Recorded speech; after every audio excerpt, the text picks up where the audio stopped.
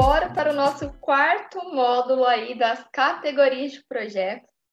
Esse daqui eu vou confessar que eu tenho um amorzinho maior, porque justamente é a minha área de atuação profissional, a qual eu gosto muito. Então, nós iremos falar sobre a subcomissão de meio ambiente. Bom, quando nós trabalhamos com um projeto, né, que nós ali enrolei. Vou de novo. E bora começar mais um módulo, agora o nosso quarto módulo, que trata aí da subcomissão de meio ambiente. Eu confesso que essa subcomissão, ela tem um espaço especial no meu coração, porque, coincidentemente, é a minha área de atuação profissional, a qual eu sou muito apaixonada. E quando nós falamos de um projeto de meio ambiente, é imprescindível que ele tenha esses 4 pilares. Não necessariamente os 4, mas pelo menos um deles, que é o desenvolvimento de iniciativas guiadas pela preservação e ou a recuperação ambiental, dependendo do contexto qual a gente trabalha. A educação ambiental, eu diria que eu vou arriscar, vou ser audaciosa e vou dizer que, para mim, ela deve estar presente em todo tipo de projeto ambiental, porque quando nós iremos fazer alguma intervenção numa comunidade, no grupo focal, na instituição a qual a gente quer trabalhar a temática ambiental, se a gente não passa por esse processo de educação ambiental tão essencial num projeto de meio ambiente, os resultados do nosso projeto serão outros do que quando eu tenho ali uma educação ambiental do ponto de vista de projetos profissionais no âmbito de Rotaract, mas até mesmo da minha área de formação. Então, também é um fator muito importante a ser observado. E aí agora a gente sim fala da sustentabilidade, não só do ponto de vista do projeto em si ser sustentável, mas dele trazer os parâmetros de sustentabilidade ambiental, bem como a utilização consciente dos recursos naturais. E essa utilização consciente dos recursos naturais, vale a pena a gente jogar um olhar especial para ele, porque muitas vezes a gente, na realização dos nossos projetos, estamos ali falando da temática ambiental. Só que, na realização dos nossos projetos em si, nós estamos utilizando os recursos naturais de forma consciente? Vocês já pararam para perceber que talvez a gente possa até estar falando de uma coisa e fazendo outra? Eu vou dar um exemplo bem assim grotesco, mas só para vocês tentarem trazer isso sempre para quando vocês forem realizar algum tipo de projeto, principalmente dessa categoria de meio ambiente. Nós iremos realizar um plantio em determinada época do ano na nossa comunidade.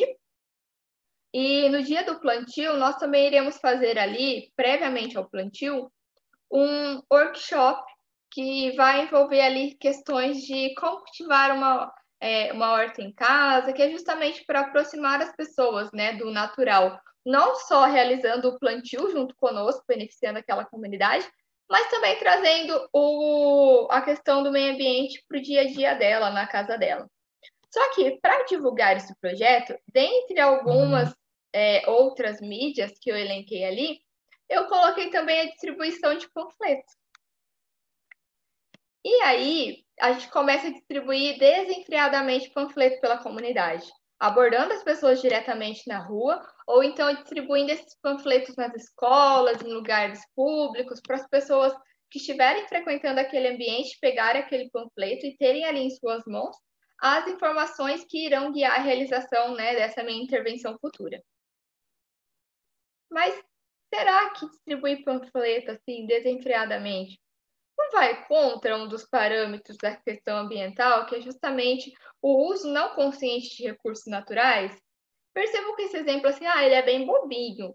Mas, assim, se a gente não parar para pensar, não só na questão do panfleto, mas, por exemplo, eu estou fazendo um projeto e aí o pessoal fica para cima e para baixo com o carro, ao invés de um dar carona para o outro, todo mundo fica, cada um de modo individualizado, utilizando seu automóvel, seu meio de locomoção aí, que também vai poluir o meio ambiente. Será que não poderia, durante o próprio planejamento de projeto, no âmbito do clube, melhorar as questões de utilização de recursos naturais dentro das atividades do meu clube? Eu só tentei, assim, dar uma cutucada em vocês e trazer a questão da sustentabilidade não só pro dia da realização do seu projeto, mas para a prévia dele e, se possível, para o dia a dia do seu clube também, e até mesmo o seu dia a dia. Bom, então, quando nós realizamos projetos, né, de meio ambiente, o que a gente tem que observar na efetividade da realização do nosso projeto? Ele estimulou, de certa forma, novos hábitos, ou até mesmo ele proporcionou uma visão sustentável em relação ao meio ambiente? Nós entendemos que nem sempre nós iremos, de fato, conseguir estimular os novos hábitos no outro, que não é uma tarefa fácil. Porém, nós também podemos trabalhar aqui com a questão de proporcionar a visão de sustentabilidade. O projeto, ele gera impacto positivo e significativo no meio ambiente?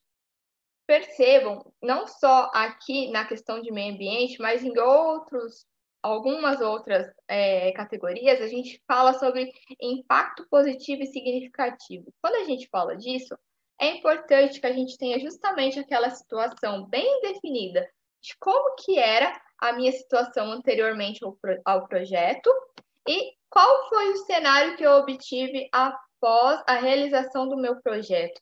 E desse modo, eu consiga fazer bem claramente, né, expressar bem claramente para minha comunidade, para quem for depois ler o meu projeto, até mesmo para o meu clube, quando nós fizermos o fechamento e feedback desse projeto, o que nós tínhamos antes, o que nós obtivemos depois e correlacionar a nossa intervenção ali naquele meio como fator determinante para esse impacto positivo que eu obtive depois. Assim como ele proporciona um envolvimento da comunidade com inserção e disseminação da iniciativa proposta, vou tentar novamente dar um exemplo de aplicação desse, né, de um dos itens, no caso desse item aqui para vocês, na prática do projeto. Eu falo mais, o meu clube se disponibiliza a realizar a recuperação de uma nascente em determinada comunidade que tem ali, né, aquela situação da nascente presente ali em certa área ali do bairro. Nós iremos fazer esse processo com o cercamento devido da área, com o preparo do solo para receber ali o plantio, que no caso vai ser a técnica que eu vou usar para recuperar aquele meio, e, né, a gente vai efetivar aí a realização do plantio.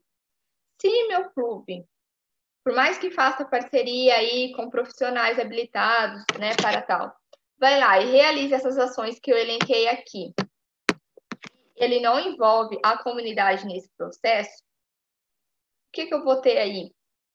Futuramente, pode ser que eu tenha a não valorização daquela intervenção que foi feita.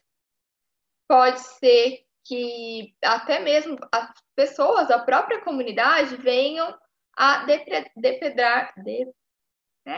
depredar aquela iniciativa, né? Aquela melhoria que foi feita naquele ambiente.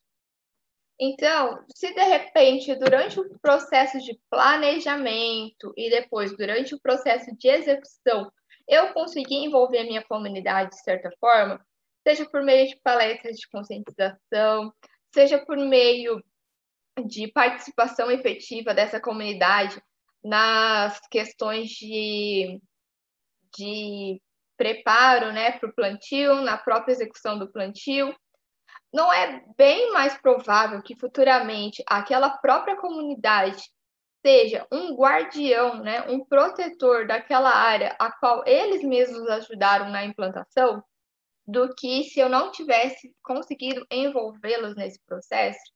Então, não só da parte ambiental, gente. Quando nós realizamos um projeto para uma comunidade, uma instituição, tentem ao máximo envolver o grupo que vocês visam beneficiar no processo de implantação da ideia daquele projeto, se possível também na parte do planejamento, que eu tenho certeza que a percepção delas em relação ao projeto, a benfeitoria, vai ser diferente. E aqui eu trago um exemplo do Distrito 4770, Rotaract Clube de Uberaba, com um jardim sensorial.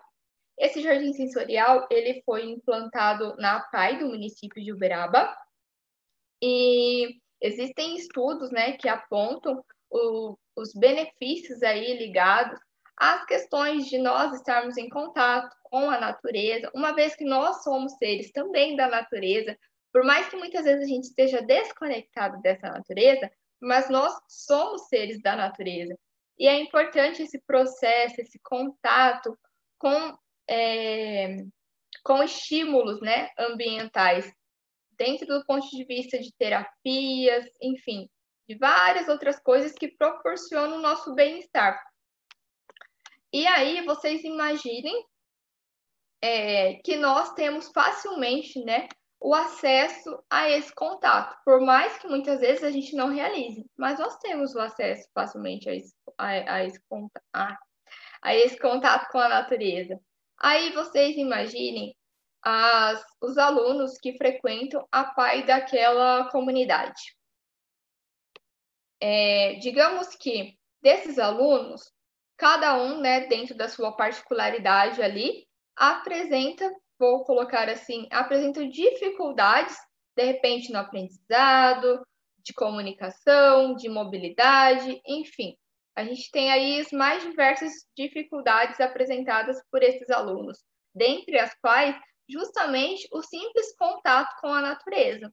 E esse projeto foi uma intervenção que contou com profissionais também para realizar essa intervenção, a construção desse jardim sensorial, que proporcionasse a esses alunos frequentadores dessa instituição o contato com a natureza.